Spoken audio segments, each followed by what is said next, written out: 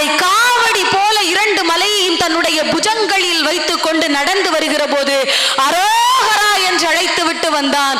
சில மணி நேரம் கடந்தது, வழி தெரியாமல் நின்றான். முருகப்பெருமானே நேரடியாக வந்து வழி காண்பித்து கொடுத்தார். இன்னும் சில மணி நேரம் நடந்தான். மிகவும் சுமையாக இருந்தது. ஏன் இந்த மலை இப்படி சுமையாக இருக்கிறது என்று கீழே இறக்கி வைத்து பார்த்தால் சிவமலையில் ஒரு சின்ன குழந்தை நின்றது. அப்பா, எப்படி இந்த மலையில் ஏறினாய்? ஏன் வந்தாய்? இறங்கு என்றான் இடும்பன். அதில் இருந்தது முருக பகவான் அல்லவா? முருகன் சொன்னார், அப்பா, இதுதான் என்னுடைய இடம், இதுவே யாம் வசிக்கும் ஸ்தலம், நான் எங்கே செல்வேன் என்று. இடும்பன், இறங்கு, இதை நான் முருகனுக்கு கொண்டு செல்கிறேன் என்றான். குழந்தை இறங்கவில்லை. வா போருக்கு என்று இடும்பன் அழைத்தான். முருகன் தன் வேலால் சிறிது குற்றியதுமே அந்த இடும்பன் அங்கே இறந்து போனான்.